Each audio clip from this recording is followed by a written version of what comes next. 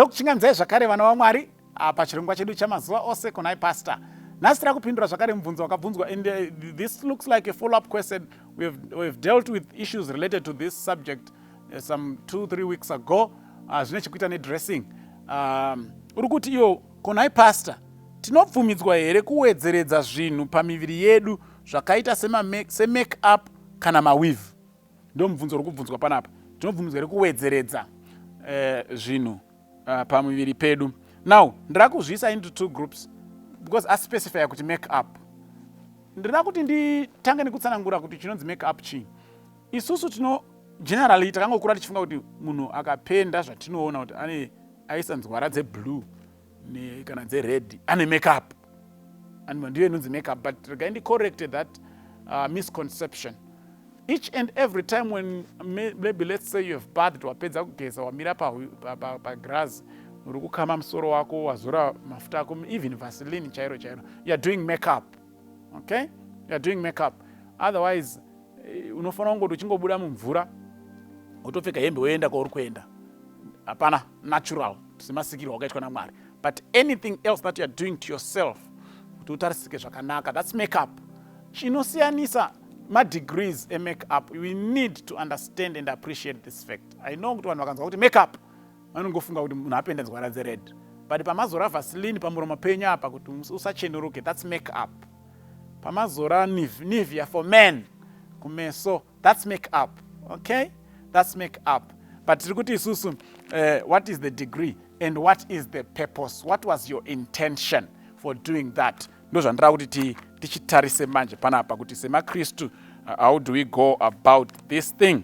2 Samuel 14 verse 2. Rikaitangeti 2 Samuel 12 verse 19. Right. But when David saw that his servants whispered, David perceived that the child was dead. Therefore David said to his servants, is the child dead? And they said, yes, he is dead. Mwana uya wakaita naBathsheba mukadzi waUria.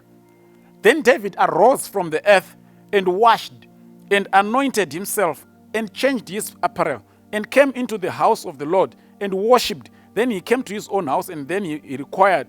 They set bread before him and he did eat. Funga ndiri kudapa ndeye kuti David mazuva anga achirwara mwana aitsanya, anga asingazori mafuta, anga asingadi. Musi wakafa mwana ari kunzi akasimuka akageza. He anointed himself. Kuti akatozora. We don't know the type of lotions that he akazora, but I want to believe some mambo yange isiri cheap lotion. That was serious, yaitodhura. Akabva azora akatanga kubwinya nekupenya. Mukaverenga vashandi vakandobva vachiti ngwese mwana panga achirwara maitsanya asi afa maakutozora yenyu mafuta maakuonekera muchipenya penya. Taifunga kuti apa nhasi ndopa muchachinyanyisa kukuridza mhere manje. You can read the whole story, but the point is pane kumwe kuzora kutori very acceptable. Pamunotoita mese every day. Nenini ndatokuitawo inini. Even though pa screen panapa musi kutombona anything, amugoni kuenda muchiti pastor wangu akaita make up, but I did some make up. Ndatozora mafuta ndakama musoro ndabrusha so that I look kempt. Okay, that was the intention. I need to look kempt. Munhu waMwari anofanira kugara akatarisika zvakanaka so that we represent God well. But kune vamwe vanozviita for other purposes and intentions. Rimwe vhesi ramunogona kuzoverenga Psalm 23 verse 5 inoti Mwari akandizodza namafuta. Iye Mwari pache zvake anotoita mission yekuzodza vanhu kuti vatarisike. But pfungwa yechipiri yandiri kuda now ndeye the other side of doing make up in some other intentions and agendas dzisiri dzekuti ungotarisike zvakanaka. 2 Kings chapter 9 verse 30. Then Jehu went to Jezreel. When Jezebel heard about it, she painted her eyes, arranged her hair, and looked out of the window.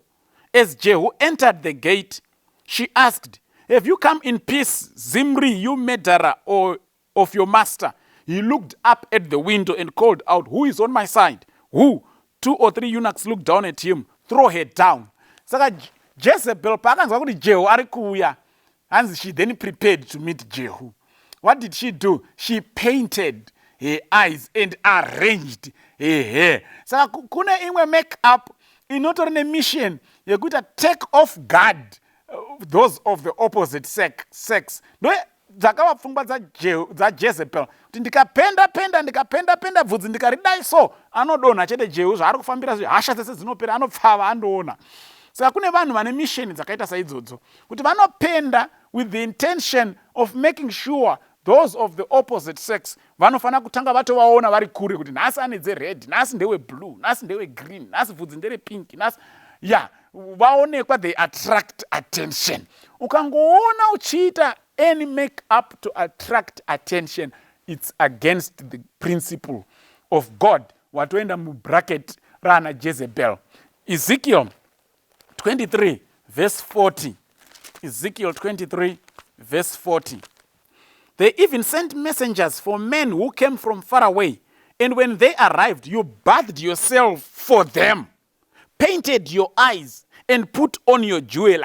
And zvikanzi varume vakabva kuroko pavakangosvika nzi vakabva vamhanya kunogeza uchibva wazvipenda uchibva wapfeka jewelry uchibva, it was to attract attention. Saka any make up yandinoita yekuti munhu wese anozviona kuti this is not my natural zvandiri, it's wrong, because haina agenda yekuwa camped.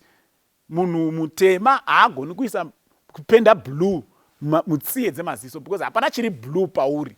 Varungu vane maziso eblue vamwe vacho, ndosaka muchizoona ma-eyelashes avo vamwe vachipenda blue, because zvinenge zvichitomecha nemaziso avo, hautozvioni. But kuona munhu mutema apenda maziso blue patoita dambudziko. Munhu wese nyangwe ari kure anoona kuti maziso avo ndeeblue, you are attracting attention. Kuona munhu mutema apenda nzara dzered, vanoblasha, vanhu vane ganda jena, they turn pink or reddish, either vakatsamwa kana vakavhunduka. Saka it makes sense for them kuona vakaisa to red munomu, because zvinomecha nezvavari.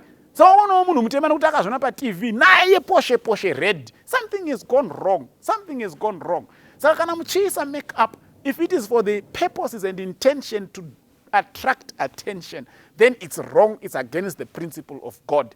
Watojoina rimwe group rezvifeve nevanhu vanoda kuonekwa nevarume semavhesi andaverenga. I hope hapana wandagumbura kana kutsamwisa. Kana paine zvinasarira, sunungukai kuramba muchibvunza. Mwari akukomborerei. Amen.